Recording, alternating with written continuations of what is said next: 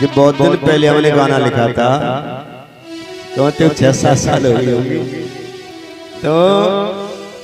तो ये शिव और शंकर में अंतर हुआ, जानेंगे ना जानेंगे? गणेश और आदि गणेश में क्या अंतर है, उन्हें बताइए।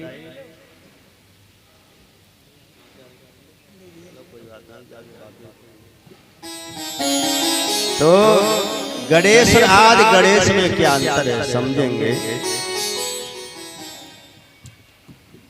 गणेश कौन है?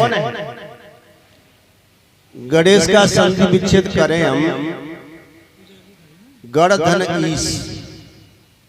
गण माने गणना, गणना एज ए कैलकुलेशन होता है ना। तो अंक गणित, गणना संख्या के आधार पर भविष्य जानना, संख्या के आधार पर अकाउंट जानना, संख्या के आधार पर सब कुछ जान लेना ही गणना है।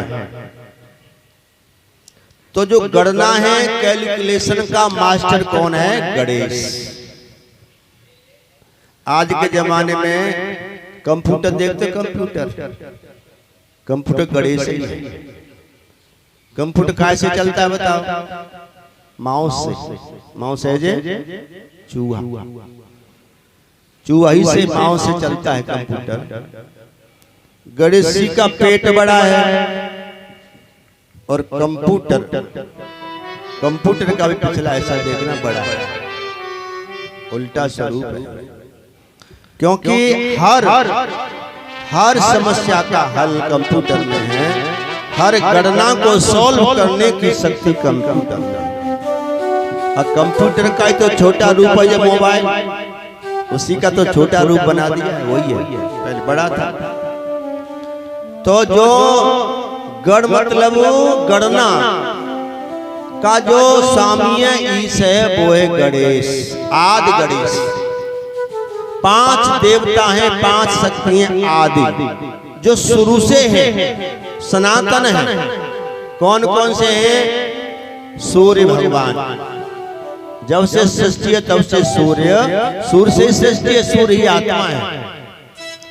दूसरे हैं शिव, और तीसरे हैं भगवती महामाया दुर्गा, और चौथे गणेश, और 5 में है विष्णु। ये 5 महाशक्ति महादेव हैं, और यही महाशक्ति महाईश्वर है। यही पंचदेव, पंचोंकारा। रोज पूजा कराते हैं पंचोंकाराय, पंचदेवों की पूजा। पंचोंकाराय बिर्भ सत्यम नित्यम ध्यायन्ति योगिनः, कामदम मोक्षदम चैव पंचोंकाराय नमः। 5 देवताओं से संबंधित ही हमें गुरु मंत्र लेना चाहिए। शिव से संबंधित शिव के नाम का लीजिए, भगवती शेरों वाली के नाम का, गणेश के नाम का, विष्णु भगवान के नाम का, और भास्कर भगवान गायत्री मंत्र का। यही मंत्र गुरु दीक्षा में लेने चाहिए। आजकल तो कोई श्याम को ले रहा, खाटू श्याम को, कोई जारवीर बाबा को ले रहा है, कोई सैयद को ले रहा है, कोई पीर को ले रहा है। तो इन गुरु मंत्रों से कार्य नहीं होगा, सफलता नहीं मिलेगी। गुरु मंत्र इन्हीं देवताओं से लेना चाहिए। शिव यही कल्याणकारी है, यही मोक्ष प्रदाता है, यही सर्व सुख प्रदान करने वाले हैं।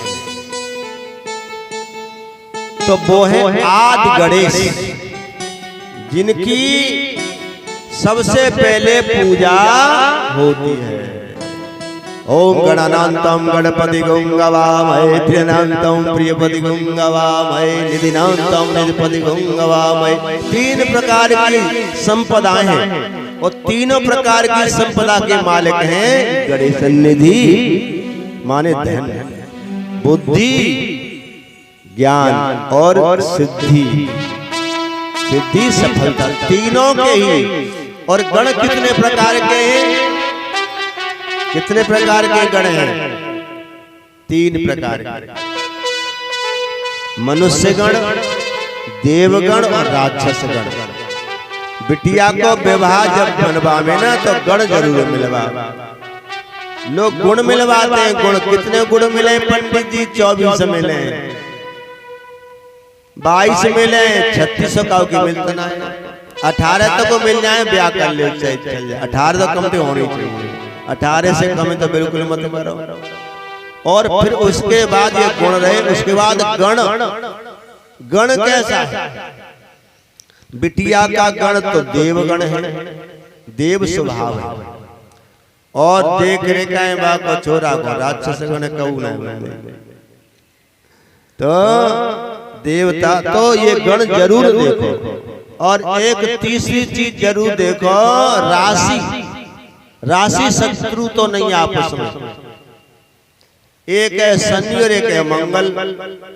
एक की राशि शनि कुंभ राशि है, एक की सिंह राशि सूर्य। तो बैर रहेगा जिंदगी भर। महाराज जब ते ब्याह हो तब ते रोज लड़ाई है, चैन ना है। हमें तो दिख रही है हमारे मम्मी पापा ने गणना मिला भाई, तो कैसे मिल जाए? सूर्य और शनि तो आपस में वैसे पिता पुत्र हैं, लेकिन कैसे रहती है? तो ये चीजें मिलवाएं। तो ये आदि गणेश हैं, इसीलिए इनकी पूजा सबसे पहले की जाती है। तो अब और जय गणेश कैसे प्रकट हुए?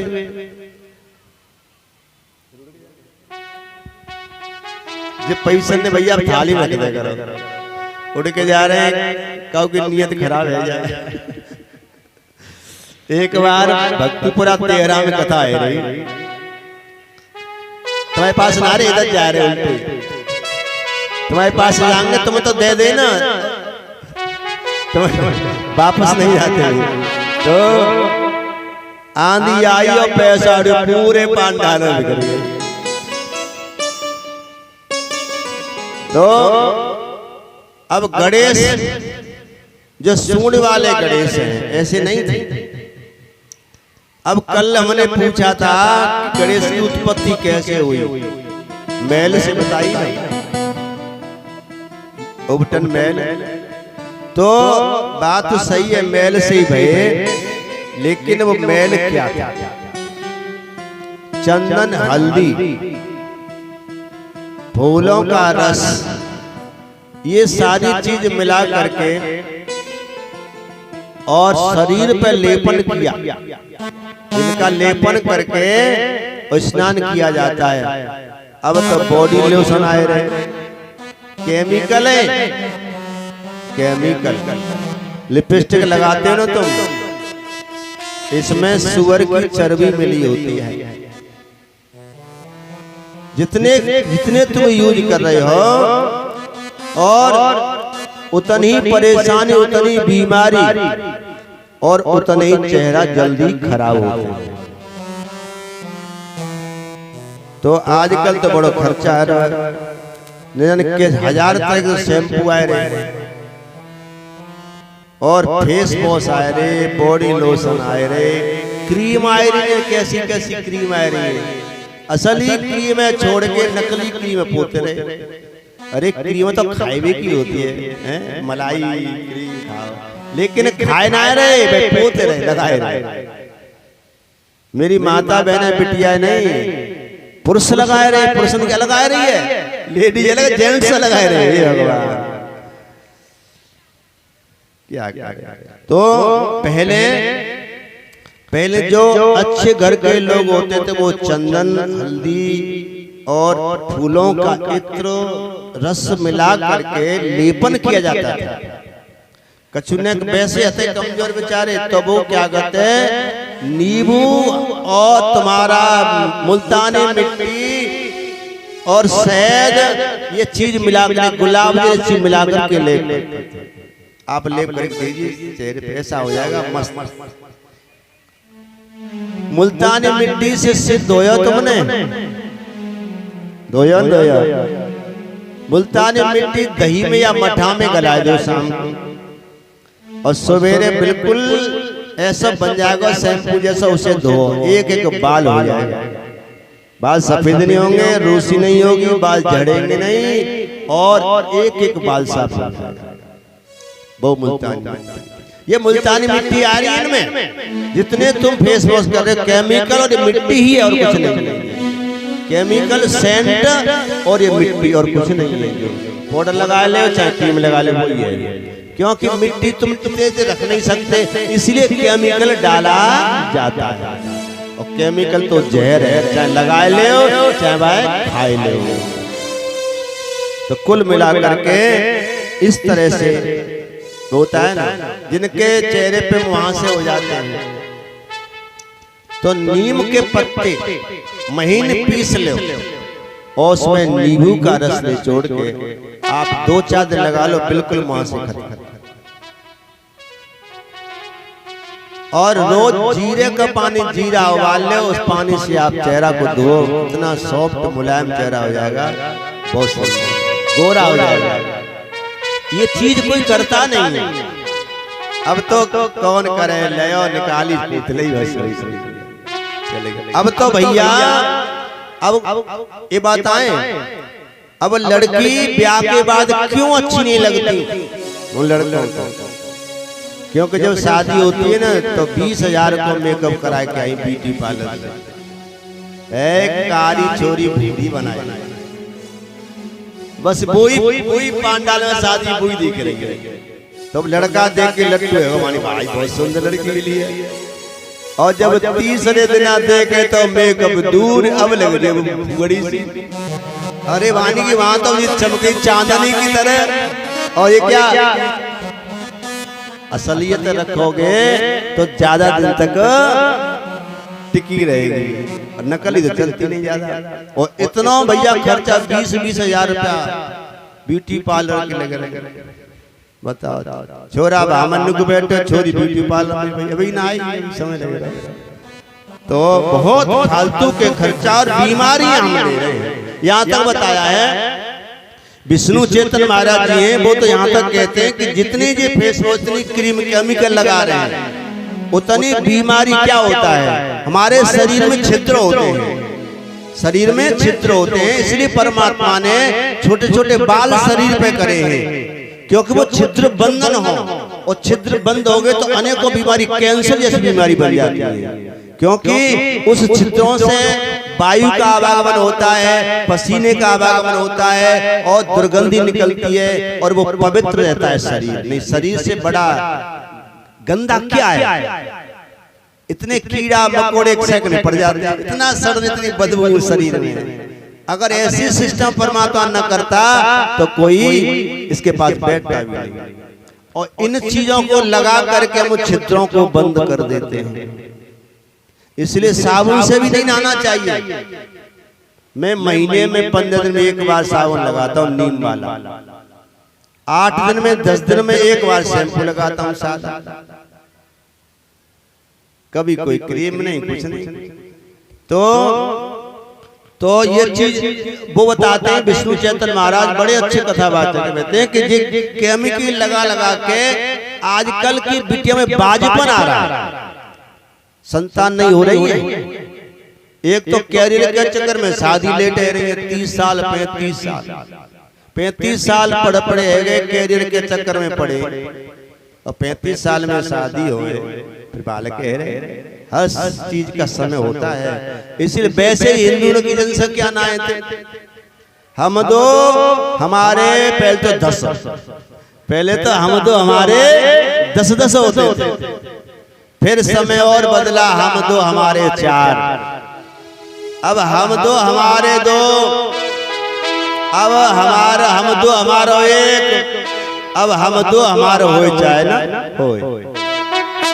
तो 35 साल शादी है, तो क्या करें। इसलिए हिंदू की जनसंख्या घट रही है। उधर देख ले 10 तुम्हारा 1, थप्पड़न ही मार लेंगे, थप्पड़न खूब गाड़ी घोड़ा कोठी बंगला बनाए ले, कुछ नहीं होने वाला। तो भैया काशी का राज खत्म होने वाला है और कावा का राज आने वाला है। सच बात बड़ी कड़वी लगती है, लेकिन कावा का राज आने वाला है, काशी का खत्म होने वाला। अगर ऐसे तुम्हारी सोच रही तो हम किसी की बुराई नहीं करते, लेकिन अपने हिंदुस्तान में सब हिंदू हैं, लेकिन समय के मुताबिक कुछ बदले हैं। तो आज भी बुजुर्ग लोगों में और प्रेम है, भाव है आपस में, तो इसलिए हमें बदलना होगा।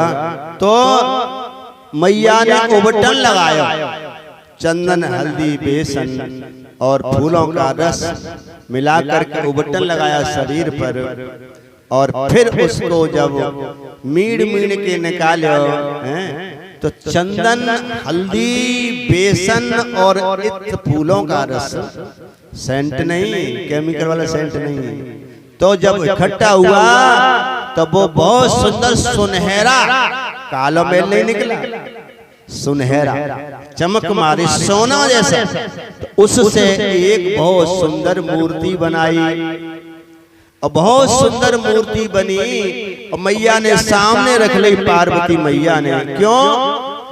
क्योंकि भगवान शंकर का पुत्र है कार्तिकेय। तो अब मैया सोच रही है काश मेरा भी कोई बेटा हो तो जब मेरी बात मान। तो कार्तिक ने एक बार काम की मना कर दी, मैया को बुरा लगा, तो कार्तिकेय तो भगवान भोलेनाथ का बेटा है।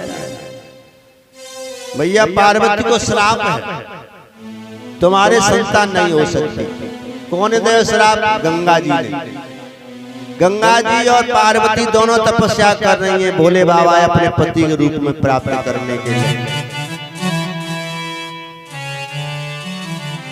इंद्र ने परीक्षा ली, बहकाया, डराया, धमकाया पार्वती को, सप्त ऋषि भी आए, अंत में चुगली कर दी।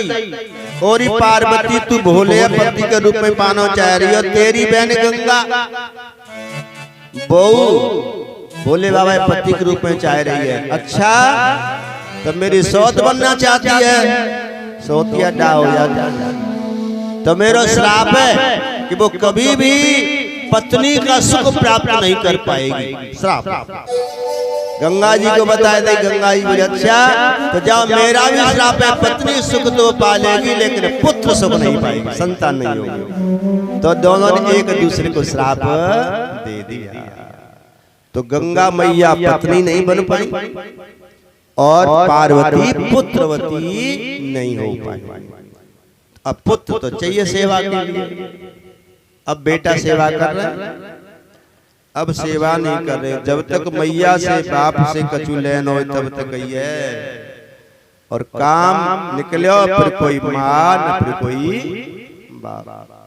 तो फिर ऐसे उन्होंने प्रकट, जब मूर्ति सुंदर बना ली तो अब इसमें से ऐसी शक्ति, ऐसे प्राण, ऐसी सामर्थ्य इसके अंदर प्रवेश हो जिसका सारे ब्रह्मांड पर आधिपत्य हो, जो सारे ब्रह्मांड का मालिक हो, सर्वगुण संपन्न हो, अजय विजय हो, और सुंदर हो, विद्यावान हो, रूपवान हो, गुणवान हो, ऐसा। अब सारे ब्रह्मांड में तीन प्रकार हमने तो बताए व्यक्ति हैं, गण हैं, देवगण, मनुष्यगण और राक्षसगण, और कोई है नहीं। तो अब तीनों का अधिपति कौन है? तीनों का अधिपति ब्रह्मांड नायक कृष्ण है, श्री कृष्ण। श्री कृष्ण ही तो शिव है।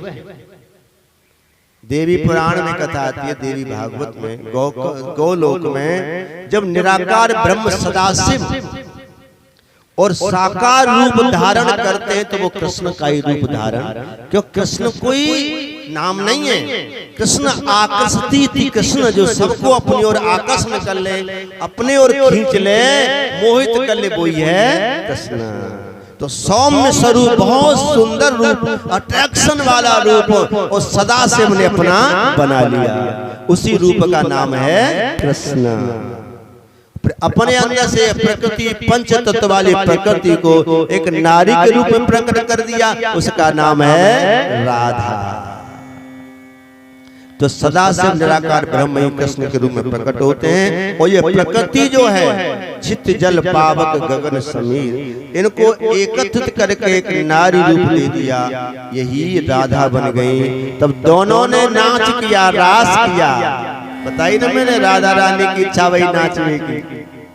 तब वृंदावन में आई, तब महारास भयो। तो एक रास वहां किया गोलोक में, तो वहां जब षष्ठी रास किया दोनों ने, तो राधा रानी ने एक पुत्र को जन्म दिया, पुत्र प्रकट हुआ जिसका नाम है महाविष्णु। विराट पुरुष।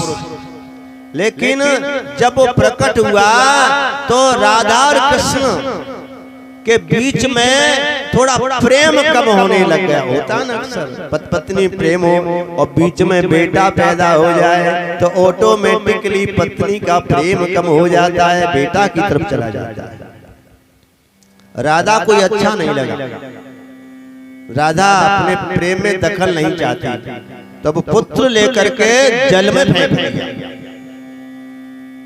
गोलोक में जल जब कृष्ण और राधा नृत्य किया तो शरीर से पसीना निकला, श्वेत निकला और उससे ही जल बना, वो सागर बने और उसी में वो विराट पुरुष विष्णु रूप को फेंक दिया। धीरे धीरे विराट स्वरूप धारण कर लिया, वो ये महाविष्णु शेष साई सोते हैं वो। तो फिर उनसे ब्रह्मा जी कमल निकले, कमल से ब्रह्मा जी प्रकट हुआ। तो यहाँ तो प्रकट भय, लेकिन अवतार तो उनको गोलोक में हो गया। तो दोनों के फिर भगवान कन्हैया ने श्राप दिया, राधे तुमने अच्छा नहीं किया। ऐसी कौन माँ होगी जो अपने बेटा को अपने से दूर कर दे, फेंक दे। जाओ आगे तुम्हें भविष्य में कभी संतान नहीं होगी। इसलिए राधा रानी के कोई संतान नहीं है। सुखदेव जी राधा रानी के बेटा हैं। सुखदेव जी ये राधा रानी के पुत्र हैं, लेकिन ये हुए किसी दूसरे ढंग से। तो यहाँ रास हुआ और भोग की इच्छा हुई तो तोता और तोती का रूप धारण दोनों ने किया। दोनों के मिलन से एक अंडा प्रकट हुआ। अंडा शिवलोक में रखा, वहां फिर छोड़ के चले गए, गोलोक में आ गए राधा कृष्ण। और फिर भगवान शिव ने अमर कथा सुनाई और कथा सुन करके वो अंडे के उसमें जीव प्रकट हो गया और वहां से उड़ा। भगवान शिव ने देखा, रे कौन है, मेरी कथा छुप के सुन ली, मार दूंगा, चोरी कर ली कथा की। तो मारने के लिए उद्यत हुए, व्यास मुनि के आश्रम में गई, कथा भागवत में आती है। तो तब जा करके और वरदान पाया कि प्रभु आपकी अमर कथा सुन ही ली तो अब मर कैसे सकता, तुम बड़े भोले हो। तब वापस आए। तो इस तरह से ये सुखदेव जी तो कृष्ण ही है, वो सदा शिव का निराकार ब्रह्म का साकार स्वरूप कृष्ण ही है। कृष्ण शिव एक ही। तो आह्वान किया मैया ने कि वो परम शक्ति इसमें प्रकट हो, वो परम सामर्थ्यवान इसमें प्रकट हो, वो समर्थ सामर्थ्यवान ज्ञानवान विद्वान रूपवान गुणवान इस मूर्ति में प्रकट हो। तो प्रकट हो गए भगवान कन्हैया सुंदर स्वरूप लेकर के और प्रकट हो गए। मैया बड़ी प्रसन्न है। अब सब देवतन के पास खबर पहुंचाए गई, कार्ड बटवे लग गए, फोन आवे लग गए। अब तो अपने छोरा को बर्थडे मनाऊंगी, तभी से जन्मदिन मनवे लगे बर्थडे। लेकिन वो बर्थडे मनाया था, अब तो बर्थडे नहीं मनाते, बस नाइट मनाते। नाम बर्थडे है लेकिन रात में मनाते हैं, तो उल्टे। तो दिन में मनाना चाहिए। हमारे सनातन धर्म में सब शुभ कार्य दिन में होते हैं। विवाह भी पहले दिन में ही होते थे, अब रात में होते हैं। इसलिए तो जीवन में रात आती है, खुशल नहीं आती, घर में कलह झगड़ा, पति पत्नी में प्रेम नहीं, क्योंकि रात में विवाह हुआ। दिन में होना चाहिए, दिन में ना आए, फिर दिन में लाइट को आनंद ना आए, सजावट को ना आए। तो दिन में होते थे, दिन में होना चाहिए। बर्थडे भी बच्चे का मनाओ तो दिन में मनाएगा। रात को अशुभ होता है, रात में निशाचर पिशाच नकारा शक्ति भ्रमण करती है, तभी तो रात में होता है। तो पार्टी चलती है, रात भूसा चलते हैं, बोतलें फूटती हैं, मारपीट होती है, क्योंकि रात में। इसलिए दिन में मनाओ। तो बर्थडे मनाओ गणेश भगवान को, सबको निमंत्रण, सब लोग सज सज के देवता आए रहे। शनि देव भी आए, शनि महाराज भी आ गए और 3 देवता इतने अच्छे हैं, आहा क्या कहना उनका। कौन कौन? सबसे पहले मेरे भोले बाबा, बहुत सुंदर, बहुत अच्छे, बड़े भोले हैं। चाहे कड़ाके की ठंड पड़ रही है, भगत गयो लोटा भर के है उड़े ऊपर, खुद उंगली ना डाले मारे पानी में और डाल दो ऊपर, ऐसे हो तो। और सब सोए रहे, भगत पे आफत पड़ी, रात के 12 बजाए घंटा बजाए गए, क्योंकि भोले बाबा का दरबार और गुरु का दरबार ये 24 घंटे खुला रहता है। अगर गुरु आपत्ति के समय कभी भी तुमसे बात नहीं करता, शिष्य का अधिकार है आधी रात पर गुरु से संपर्क कर सकता है अपनी परेशानी में, फालतू में नहीं। और सच्चा गुरु वही आधी रात पर भी तुमसे बात करे, मार्गदर्शन करे और आपको शांति दे, सहायता है। सच्चा गुरु वही है। आजकल गुरु ने फोन ही बंद, बात ही नहीं करती तो बकवास। ऐसे गुरु, इसलिए आदि गुरु शिव को कहा है। आधी रात पर भी भोले बाबा के दरबार में जा सकते हैं आप। रात के 12 बजे में जाएंगे तो भी आपकी सुनी जाएगी, क्योंकि उनका दरबार कभी बंद। इसीलिए ज्यादातर भोले बाबा के दरबार में ताला नहीं होता। अगर भोले बाबा के दरबार में कोई ताला लगाता तो वो मूर्ख, पाप का भागी बनता है। हाँ, वैसे गेट लगाए थे लेकिन ताला नहीं डालते तो। और तो यहाँ एक है भोले बाबा, दूसरे हैं मेरे दाऊजी महाराज, भगवान कन्हैया के बड़े भैया, और हमारे तो घर के हैं, हम तो वहीं के। एक हमारे वृंदावन के मित्र है, बोले भाई तुम तो मुझसे बड़े हो, उम्र में नहीं पद में बड़े हो, क्यों बड़े?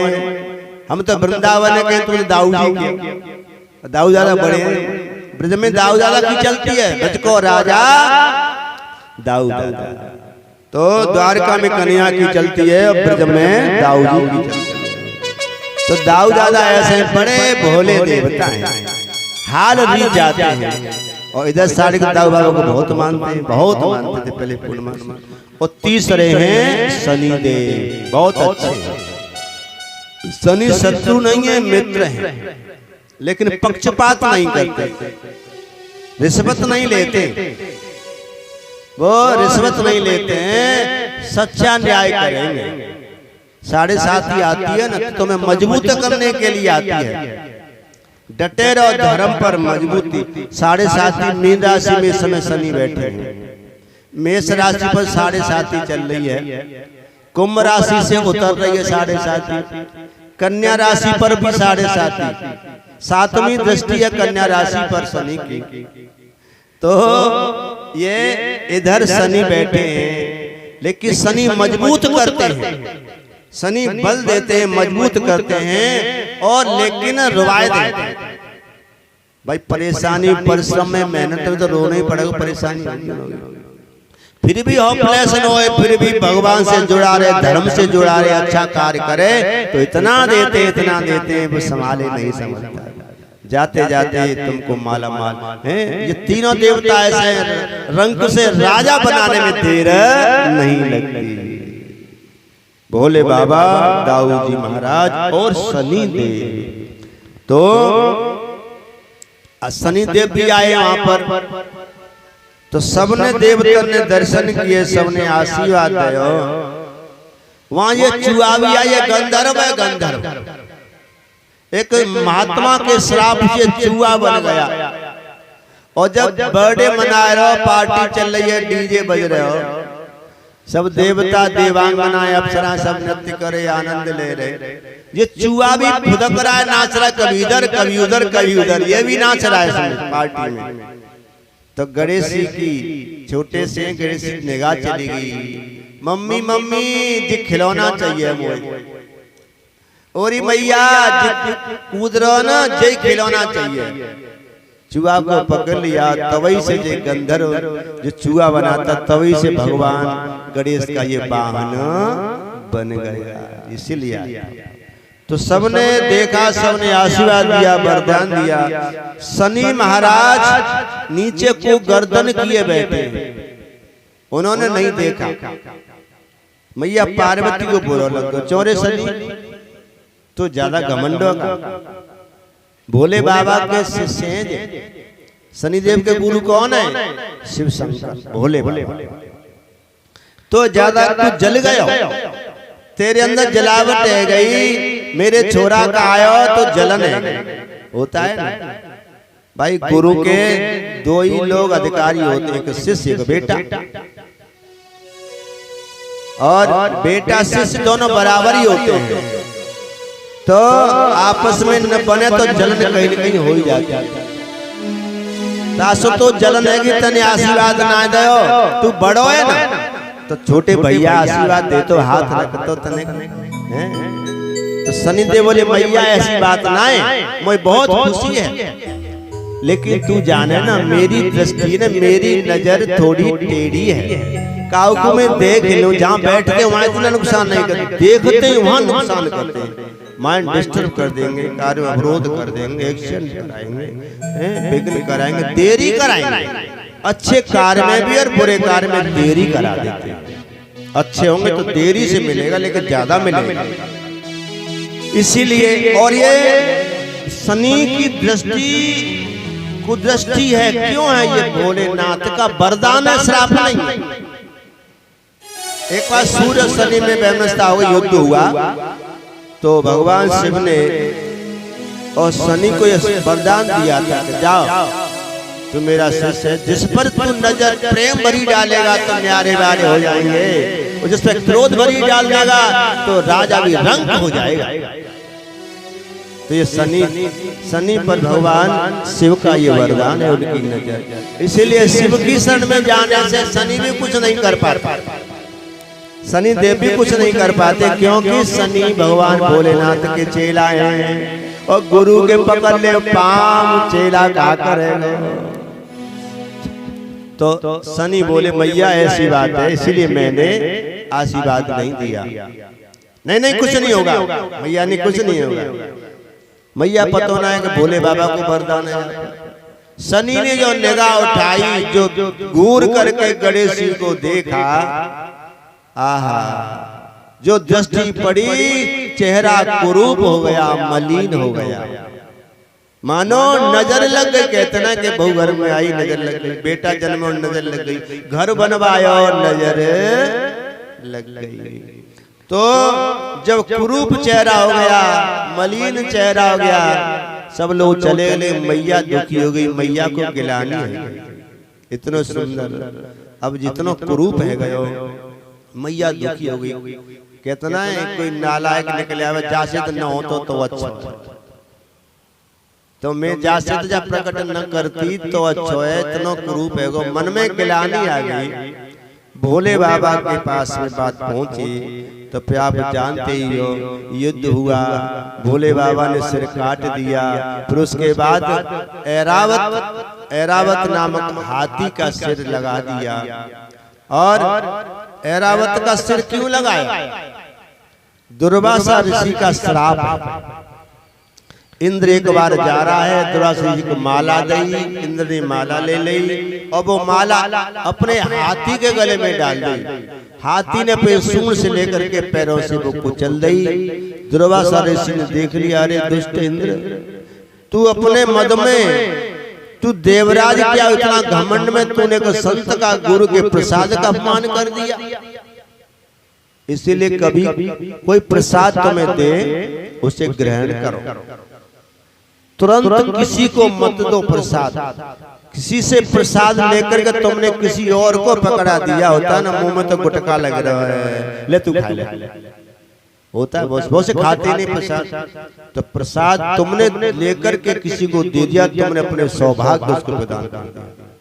ये सिर्फ प्रसाद को किसी को देना नहीं चाहिए, ज्यादा नहीं तो थोड़ा खा लो, थोड़ा थोड़ा सबको बाद में बांट दो, तुरंत मन अपमान होता है।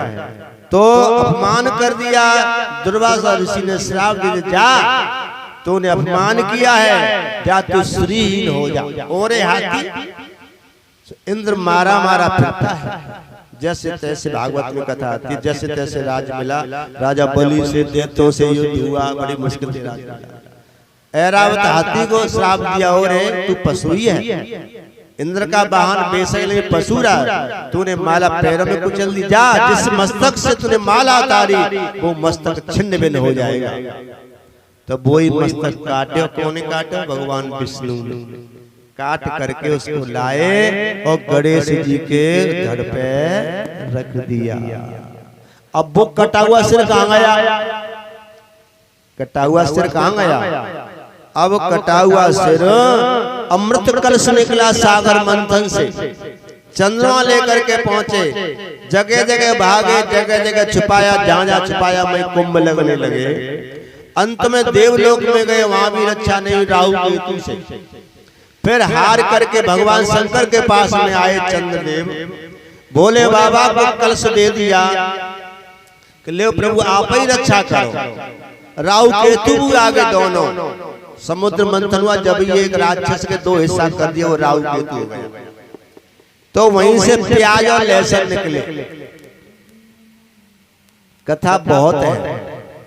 तो प्याज लहसुन लोग कहते हैं खाएं कि नहीं खाएं, खाएं तो कैसे खाएं, कौन खाए कौन नहीं खाए, कहानी लंबी है। तो प्याज लहसुन यहीं से निकले हैं। जो लोग मना करते प्याज लहसुन नहीं खाना चाहिए, तो इसलिए मना करते हैं कि वो राहु केतु के खून से पैदा है निकली, वो राक्षस है, तो तामसी है, इसलिए नहीं खानी चाहिए, बदबू भी आती है उसके अंदर, तो इसीलिए नहीं खानी चाहिए, इसलिए मना करते हैं। लेकिन कुछ लोग कह देते हैं कि खानी चाहिए। क्यों खानी चाहिए? कि जब राहु केतु का सिर कटा तो अमृत पी लिया था उसने, अमृत पी लिया, अमृत पीने के कारण सिर तो कट गया लेकिन वो मरा, अमर हो गए वो। जब अमर हो गए तो उसके अमर शरीर से खून की बूंदें निकली, उस अमृत पाकर के खून अमर हुआ, उससे ही प्याज लहसुन बनी, इसलिए इसमें औषधि के गुण आ गए। ये भी अमर चीज है। सूखी प्याज कितने दिन की, सूखो लहसुन कितने दिनों का रखो, तुम जमीन में गाड़ देना, तुरंत उपजने लग जाएगा। जैसे दूब घास, दूब घास भी, सूखी घास सालों की रखी रहती हो और तुम जमीन में दबा दो, दूब घास भी होने लग जाएगी। तो इस तरह से यहाँ पर जाकर के और इंद्र को श्राप दिया, ऐरावत हाथी को श्राप दिया, और तब जाकर के फिर वो कलश पर, अमृत कलश पर वो कटा हुआ गणेश का सिर स्थापित कर दिया। चंद्रमा को शरण दी और राहु केतु को भी शरण दी भगवान ने। भोलेनाथ ने ऐसे देवता भी आओ, मनुष्य भी आओ, भूत भी आओ, राक्षस भी आओ, नाग भी आओ, किन्नर, जाको कोई सहारा न हो, जाको कोई धना धोरी ने वो मेरे पास चले आओ, सबको अपने पास रखते हैं। तो ये कटा हुआ गणेश, फिर भगवान भोलेनाथ ने वरदान दिया कि सबसे पहले ये कलश पर स्थापित होगा, सबसे पहले इसी की पूजा होगी। तो गणेश की पूजा सबसे पहले होती है। जो नारियल तुम रखते हो कलश पर, ये गणेश का कटा हुआ सिर ही है, इसलिए नारियल का हर चीज में विशेष है। इसलिए हम कहते हैं कि सभी समस्याओं का हल सिर्फ एक नारियल, जल नहीं, सिर्फ एक नारियल। तो अब वो कटा हुआ धड़ हाथी का कहां गया? तो उसको भी आशीर्वाद दिया, चिंता न कर, तेरा सिर तो गणेश बन करके पूजेगा, लेकिन धड़ भी पूजेगा। सबसे पहले मंगल कार्य होगा तो चौक बनेगा, वही सातिया जरूर बनेगा। कलश में स्वास्तिक बनाए लो, थाली में स्वास्तिक बनाए लो, दरवाजे पे स्वास्तिक बनाए लो, बनाते हैं ना सातिया। इसीलिए घर में अपनी आदि व्याधियों से बचना है, तुम्हें अपने घर पर मेन गेट पर 9 इंची में और रोली से, सिंदूर से और 9 इंची में सातिया बनाइए। सातिया बनाना जानते हो? बोलिए मंगल भगवान की जय, बोले शंकर भगवान की जय, बोलिए परीक्षित महाराज की। वो लुटा दिया भंडार काशी वाले ने, कर दिया माला माल काशी वाले ने।